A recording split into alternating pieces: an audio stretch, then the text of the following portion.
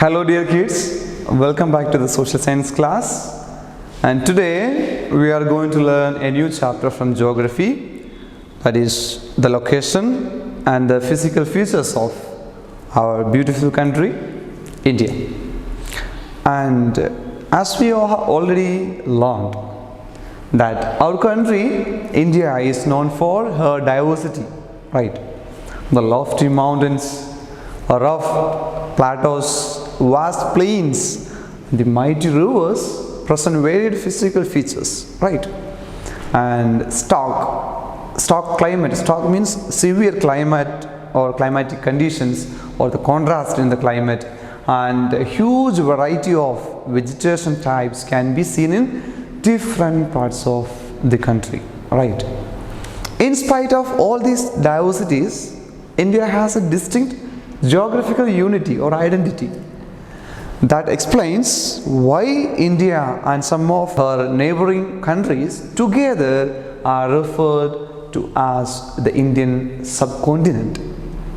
So today's chapter we will discuss about the India's size and location, and what are the neighboring countries of India, which are the neighboring countries of India, the features of the political divisions and landforms of India, and how India is geographically united. And let us have a look into the mind map of our chapter, India, location and physical features. So here it is mentioned the physical divisions of India, that is the political divisions and physical divisions. Here the political division, size and location, and India's neighboring countries. And while we are coming to the physical division, it is divided into 6 portions.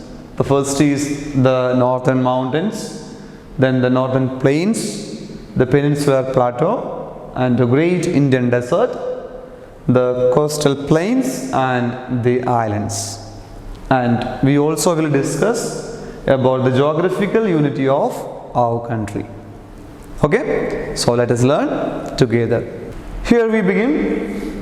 First of all, the size and location, or the political divisions of our country. And with an area of 3.28 million square kilometers, India is the 7th largest country in the world. And do you know which is the first largest country? Yes, it is Russia. So India is in the 7th position. Yeah. And it is the second most populated country after China. So China is the first most populated country in the world.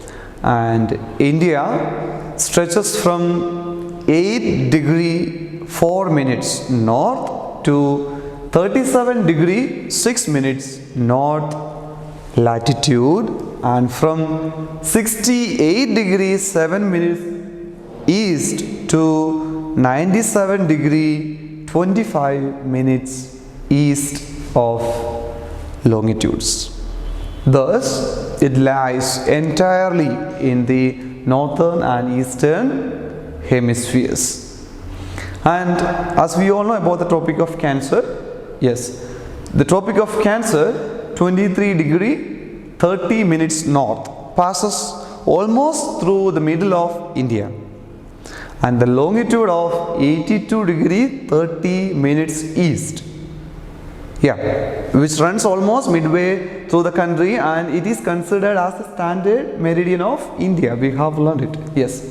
And the local time of this meridian is known as, yes, Indian Standard Time. And the southern part of India is a large peninsula. Do you know what is peninsula? A place bound by seas or water bodies on 3 sides. That is peninsula. And so our southern portion or southern part of India is a large peninsula. The Arabian Sea in the west, the Bay of Bengal in the east, and the Indian Ocean in the south. And in the north, the lofty mountain ranges separate it from the rest of Asia, whatever it might be. Okay. And India is located in the south central part of the continent of Asia.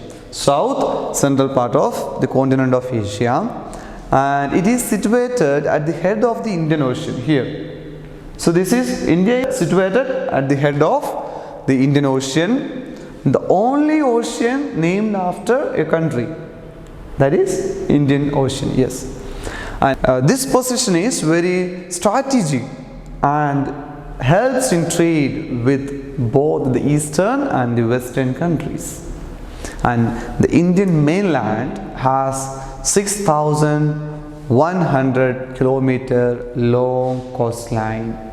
Okay, 6,100 kilometer long coastline, while the land frontier is 15,200 kilometers long. And two island groups, Andaman and Nicobar Islands and Lakshadweep Island, also belong to India.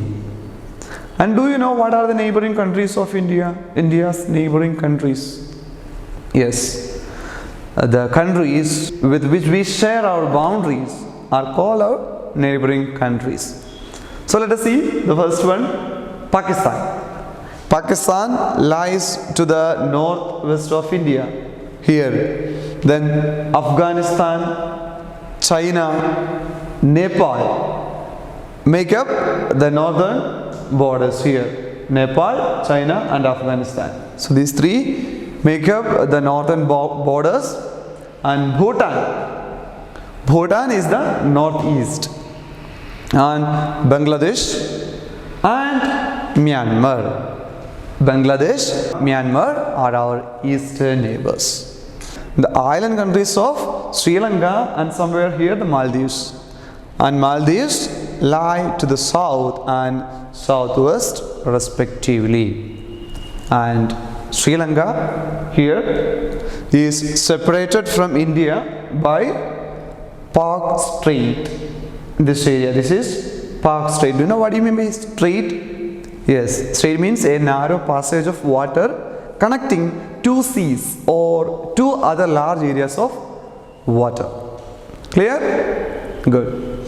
And political divisions. What are the political divisions? How India is divided? India is divided into 28 states and 9 union territories. Okay, 28 states and total number of 9 union territories. This division has been done mainly on the basis of languages spoken in different areas. So the division is mainly based on the languages spoken in different areas. And do you know which is the capital of India? Yes, Delhi is known as the national capital region. And Rajasthan is the largest state. Rajasthan is the largest or the biggest state, while Goa is the smallest. And among the union territories, Andaman and Nicobar Islands are the largest, and the Lakshadweep Islands are the smallest. So this is what the political division of our country. Now we are moving to the most important topic of our chapter, that is the physical divisions of India. If you look at the physical map of India over here, you will notice that India has 6 broad physical divisions. The northern mountains, the northern plains, then the southern plateau, coastal plains, Thar desert and islands. Okay, let us see the first, the northern mountains.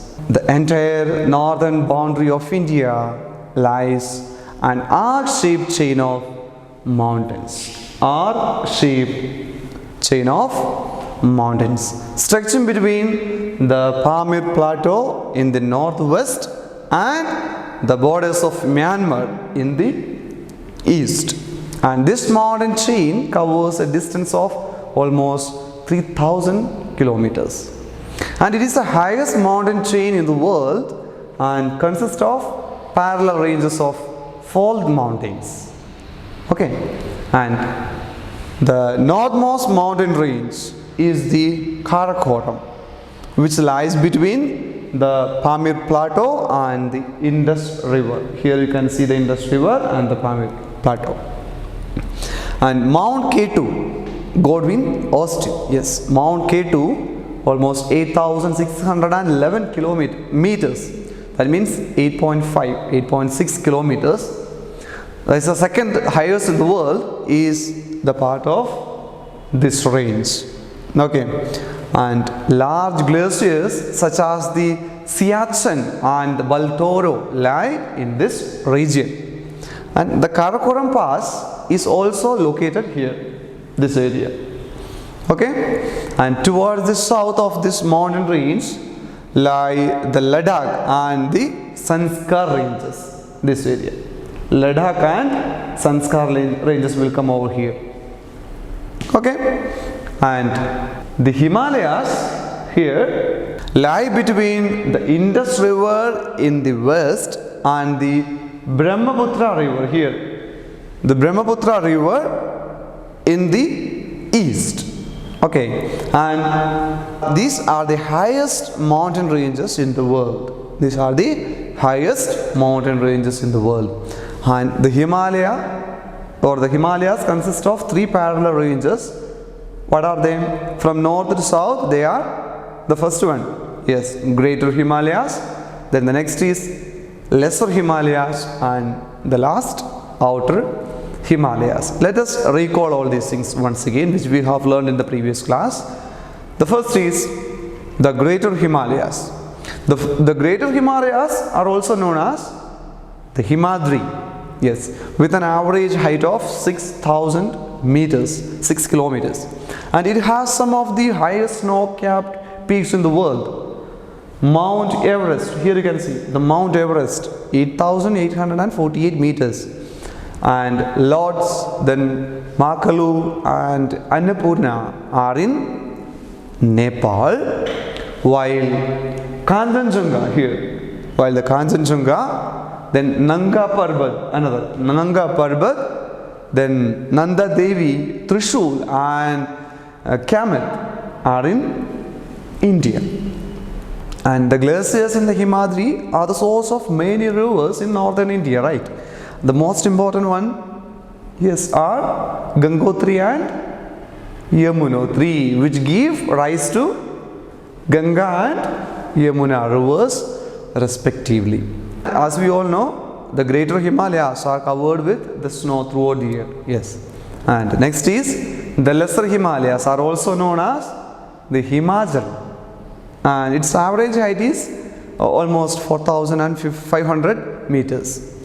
And many beautiful hill stations such as Shimla, Manali, Mussoorie, Nainital, Darjeeling and Gangtok are located in this range, that is in Himachal. Okay, and the last one is the Outer Himalayas.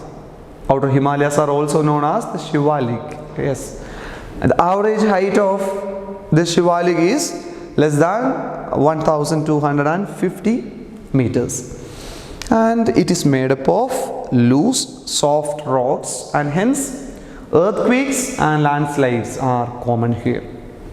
And there are many broad valleys in this part, and they are known as duns. Okay, the broad valleys of Shivaliks are known as duns. Dehradun is the best example of such a valley. And in the northeast India, the extension of the Himalaya is collectively called the Purvanchal Mountains. The extension of Himalayas in the northeast is known as Purvanchal Range or Purvanchal Mountains, and they consist of the Padkaibang, Naga, Garo, Khasi, Jantia, then Mizo and Lushai hills. These are the hills over here, and the average height of these hills is almost 3,000 meters. And Sojila, then Rohtang Pass, then Shipkila, Nathula and Bomdila are some of the major Himalayan passes. The word La means pass. Now we are moving to the next. So first one was the northern mountains. The next is northern plains. This area, this green color. All these areas are known as northern plains. To the south of these northern mountains lies an extensive flat plain south of northern mountains. So this area is an extensive flat plain known as the Indo-Gangetic plain. Indo-Gangetic plain, and it is made up of alluvium deposited by the rivers, that is Indus, Ganga and Brahmaputra and their tributaries. And these alluvial deposits make the plains extremely fertile and suitable for agriculture. Yes. And the northern plains stretches from about 2,500 kilometers from Punjab in the west to Assam in the east. And from west to east, they can be divided into three sections. Here the Indus basin or the Indus plain. Then the next is middle portion, that is Ganga plain, and the last Brahmaputra plain. And we know about the Indus plain. The Indus plain or the Indus basin is drained by the river Indus. Here the river Indus and its tributaries Chenab, Jhelum, Ravi and Satluj. These are the rivers you can see over here. And the major part of this plain lies in Pakistan here. Major part lies in Pakistan. The Indian portion is located in Punjab and Haryana. In Punjab and Haryana. And what about the Ganga plain? Ganga basin? Yes, the Ganga basin or the Ganga plain is the most extensive part of the northern plains and covers Uttar Pradesh, then northern Madhya Pradesh and Bihar and West Bengal. And it is drained by the river Ganga and its tributaries. And Yamuna is the chief tributary of Ganga. Remember, Yamuna is the chief or the main tributary of Ganga. And the other important ones are Gagra, then Gangtok, Kosi, Son and Damodar. Okay, Son and Damodar are the main tributaries of Ganga.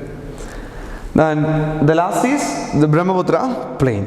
Here the Brahmaputra plain is located in Assam, and it is drained by the river Brahmaputra and its tributaries like Subansiri, Bhairali, Manas, then Dhansiri and Tista. And you know, the Brahmaputra river rises in Tibet, and where it is called what? Sangpo. Okay, the Brahmaputra rises in Tibet and where it is called Sangpo, and it enters India in Arunachal Pradesh. Here it enters India in Arunachal Pradesh, and after flowing through Assam it enters where Bangladesh, where it is joined by Ganga. So here you can see the Ganga is flowing through here and the Brahmaputra is flowing through here and joining with Ganga in Bangladesh. And these two rivers together form the largest delta in the world. What is that? Yes, the Ganga Brahmaputra delta. And it is also known as the Sundarbans delta. Here you can see the Sundarbans delta, and the major part of it lies in Bangladesh. Okay, and we are moving to the next, the largest extension, that is the Peninsular Plateau. This orange color, the entire portion is known as the Peninsular Plateau. To the south of the northern plains lies the oldest landmass of India. South of northern plains. This is northern plains. This is the south portion of northern plains. So the south of northern plains lies the oldest landmass of India, that is the Peninsular Plateau, and it covers most parts of the central and southern India, and it is made of hard igneous and metamorphic rocks. Okay, this area is made up of hard igneous and metamorphic rocks, and the plateau has two distinct parts. The Malwa Plateau in the north, here this area, the Malwa Plateau in the north, and the Deccan Plateau in the south. And you can see here the river Narmada is flowing. So the river Narmada, or the Narmada river valley, lies in between these two plateaus. Okay, top it is Malwa and down portion it is Deccan. So Narmada valley is separating it to two portions. And the Malwa Plateau is bounded by the Aravalli here. Aravalli here is bounded by the Aravalli range in the northwest, and the Vindhyas in the south here. Satpura range, Vindhya Satpura range over here.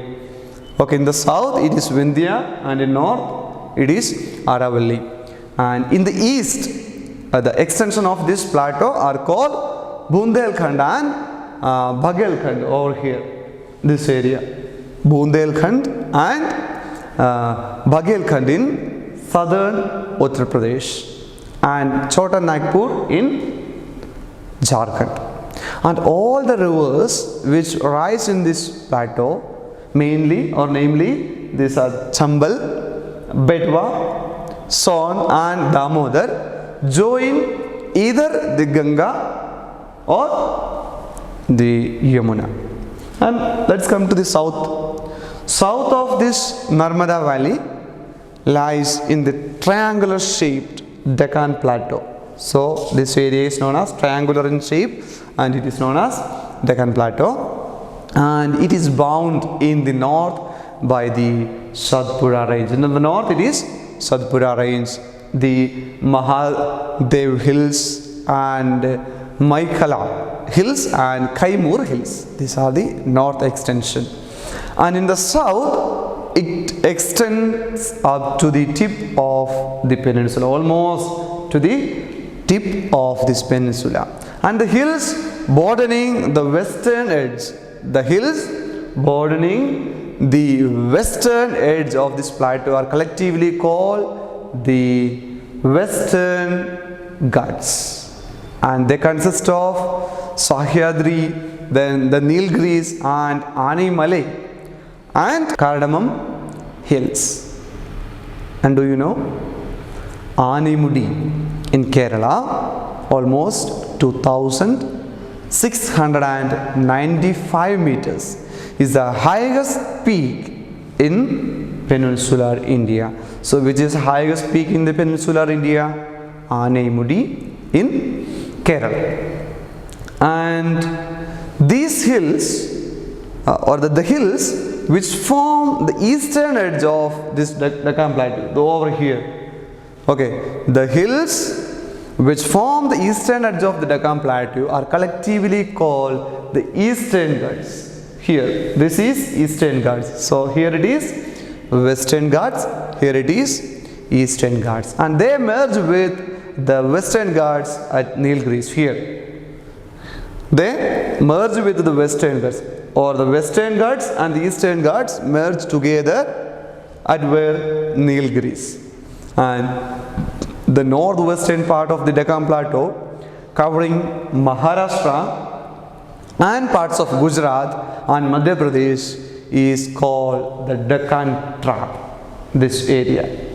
Okay, this is known as Deccan Trap. And this region is made up of sheets of lava which had oozed out from huge cracks on the earth's surface millions of years ago. Okay, the peninsular plateau is drained by a number of large rivers. Mahanadi, then Godavari, Krishna and Kaveri form large deltas before flowing into the Bay of Bengal. And Narmada and Tapi, you can see two rivers over here. Narmada and Tapi are the only rivers in this region which flow into the Arabian Sea. These are the only two rivers which are flowing into the Arabian Sea. And these rivers are rain fed and hence seasonal. So these all rivers are rain fed and it is seasonal. And therefore, unlike the Himalayan rivers, they are not suitable for navigation. What is navigation? Navigation means it's a travel or the transportation over water. Okay. And here there is an important topic, a comparative study of the Eastern and the Western Ghats. So learn it very well. Let us see. Western Ghats and Eastern Ghats. What is the difference or how we can compare it? Here in Western Ghats, the hills are continuous. Okay, the hills are continuous, and while in Eastern Ghats, right side, the hills are discontinuous, broken by deltas of the Deccan rivers. So in eastern part, it is not continuous, it is discontinuous. While here Western Ghats, the hills are continuous. And here Western Ghats, they are very high. Western Ghats, the hills are, or this area is very high. And here Eastern Ghats, they are low. And swift rivers, swift means fast flowing rivers, such as Narmada and Tapi flow through them. These are the two rivers which is flowing towards the Arabian Sea, right? And here in Eastern Ghats, long broad rivers such as Mahanadi, Godavari, Krishna and Kaveri drain the region of Eastern Ghats. So let us see once again, the hills are continuous, the hills are discontinuous, they are broken by the deltas of Deccan rivers, and here Western Ghats are very high, but while Eastern Ghats are very low. And Western Ghats, the swift rivers such as Narmada and Tapi flow through them, and the long broad rivers such as Mahanadi, Godavari, Krishna and Kaveri drain the region. Okay, please study well. Here another one comparative study, that is comparison between Himalayan and peninsular rivers. Like we have learned just now, comparison between Eastern and Western Ghats. So this is also very important, the comparison between Himalayan and peninsular rivers. Let us see. Himalayan rivers, they are perennial. What is perennial? Long lasting or continuously flowing. Okay, they are perennial. And peninsular rivers, they are non-perennial. They are non-perennial. And the next is, why it is perennial? That is mentioned here. They rise in the Himalayan glaciers and are snow-fed. So as we know, we can find the snow throughout the year in the Himalayas, mainly in the greater Himalayas. So here the rivers or the glaciers in the Himalaya provide water to these rivers, and so they are perennial. And here peninsular rivers, they rise in the plateau region and are rain fed. Okay, it depends on rain. And here they are suitable for navigation. We know the transportation or the travel through water, that is navigation, since they are perennial.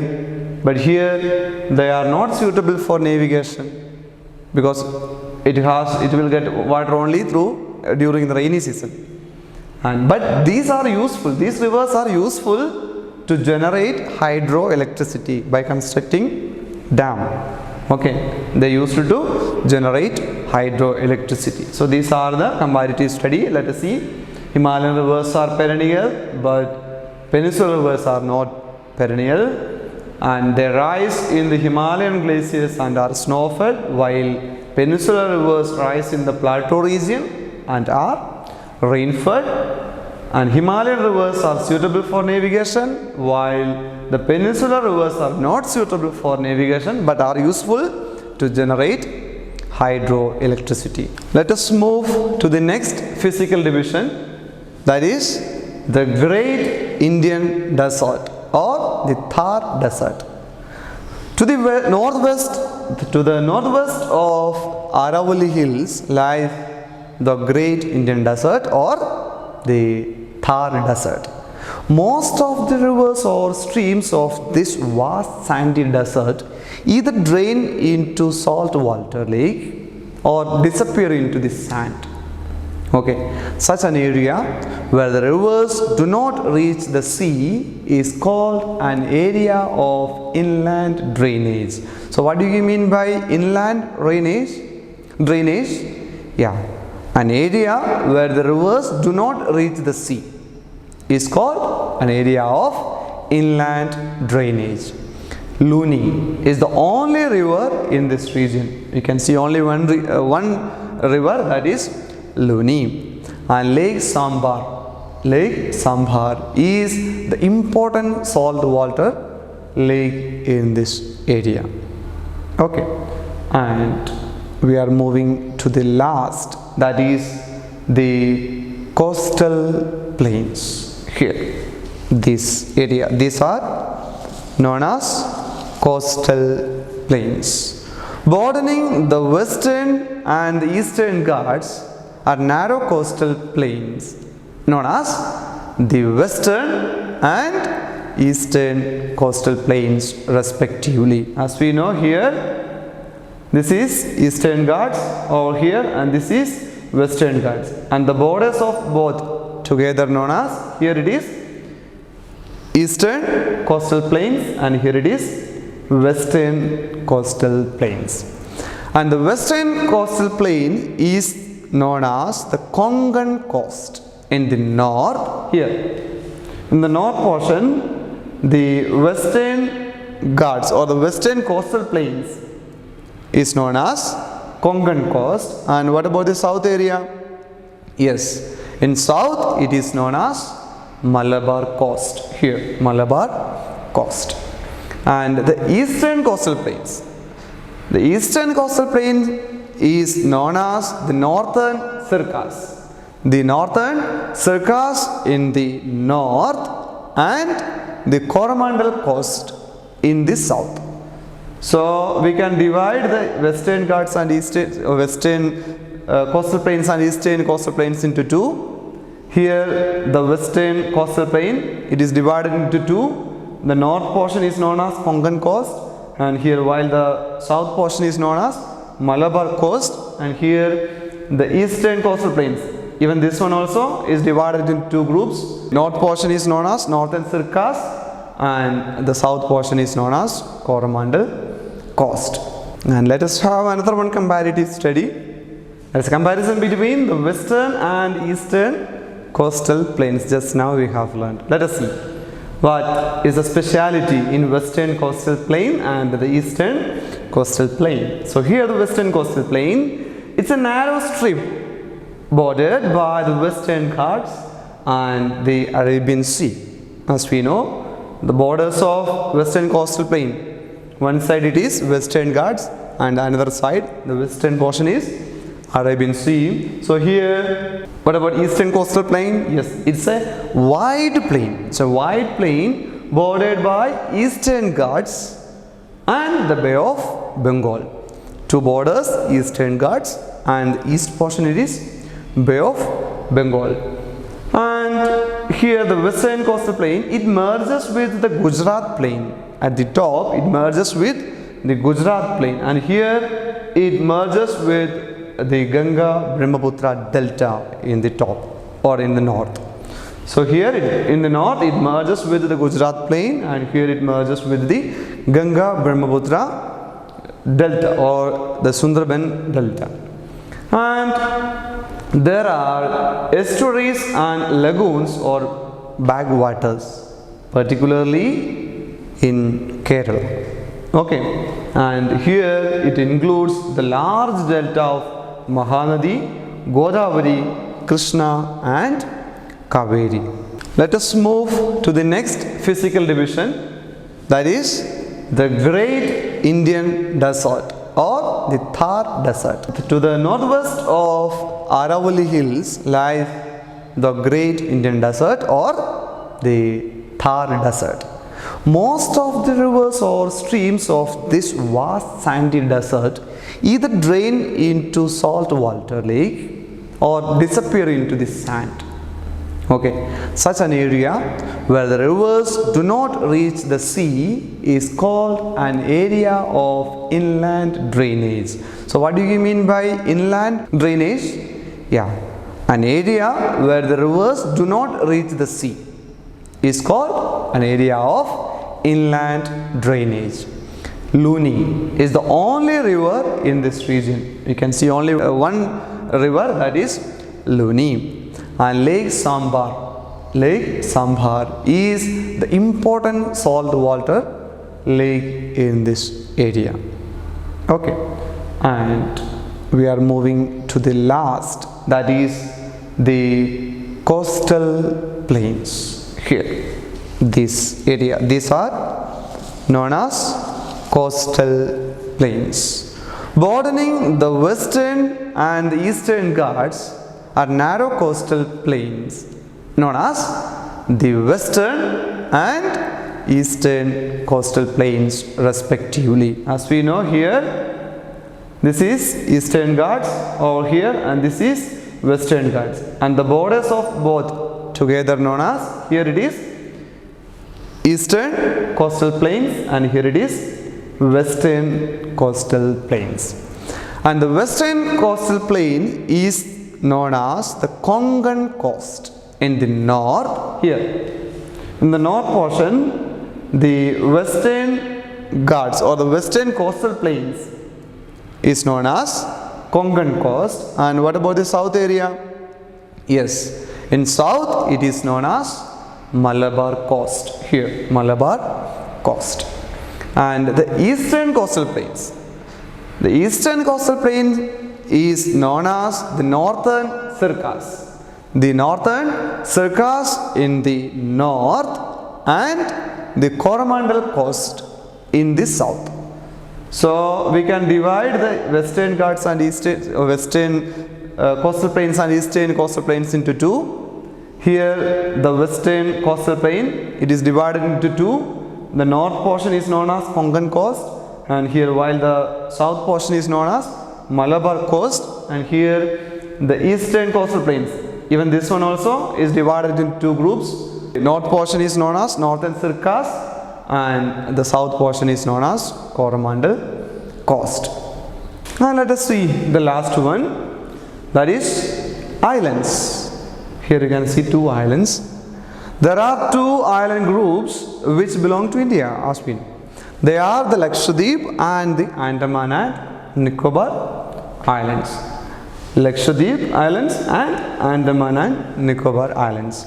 And the Lakshadweep Islands here, Lakshadweep Islands lying in the Arabian Sea here and are a group of coral islands. Okay, it's a group of coral islands and they are small in size and few in number, very small and very less in number. And these islands were formed due to the accumulation of coral polyps. Yes. Then the Andaman and Nicobar Islands here, it lies in the Bay of Bengal. And they are bigger in size and more in number, or they are numerous. And these islands are actually the peaks of submerged volcanic mountains. Do you know? These are actually the peaks of submerged volcanic mountains. And Barren Island, the only active volcano in India, is located in Andaman and Nicobar Island. And many of these islands are uninhabited. It's not possible for us to live over there. And some are inhabited by the tribal people and who remain cut off from the outside world. They don't have any connection with the normal world. And as we said about the Lakshadweep Islands, they are made up of the group of polyps, right? And let us have a look into the beauty of coral polyps.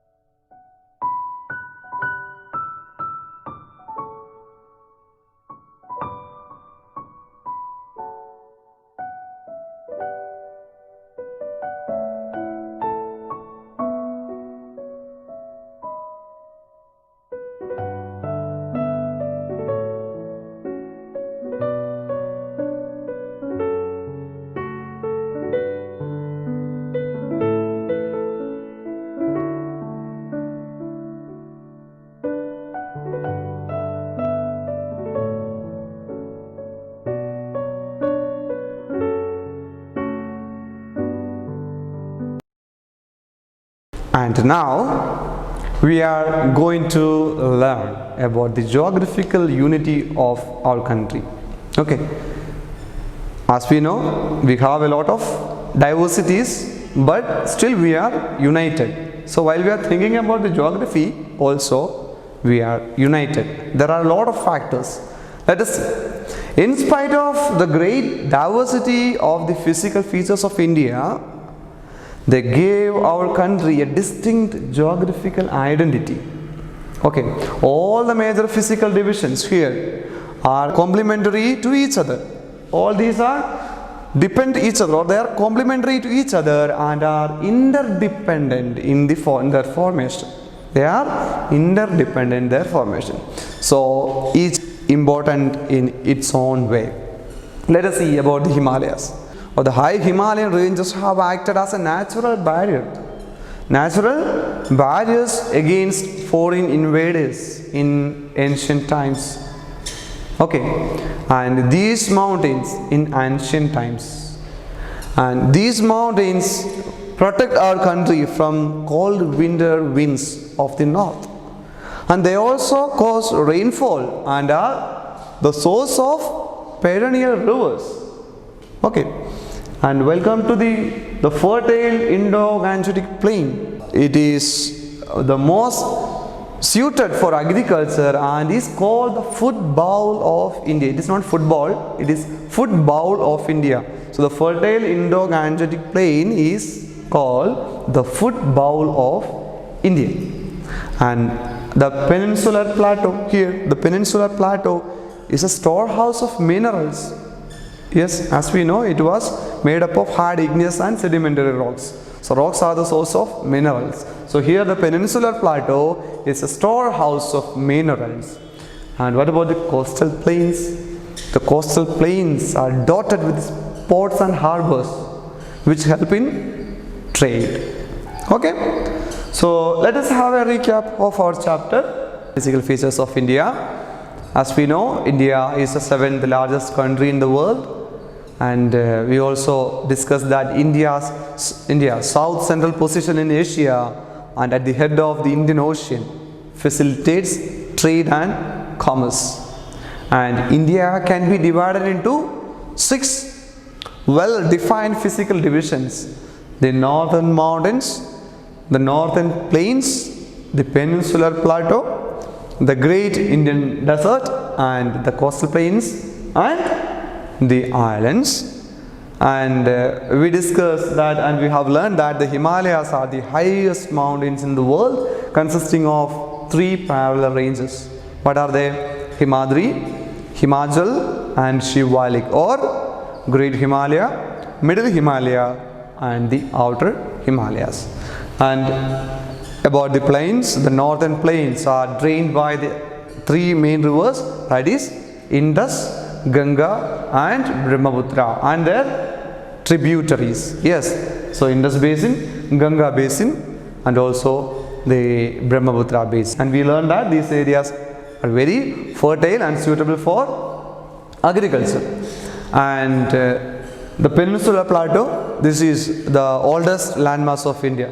We learned that the Peninsular Plateau is the oldest landmass of India, and the Great Indian Desert is an area of inland drainage.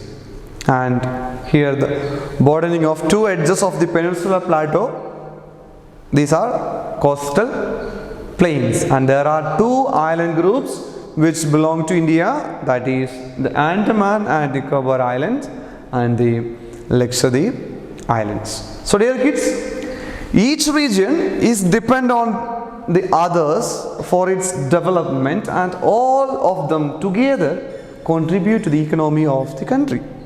And therefore, we should utilize the resources of each region in a balanced manner so that there is overall development of the country.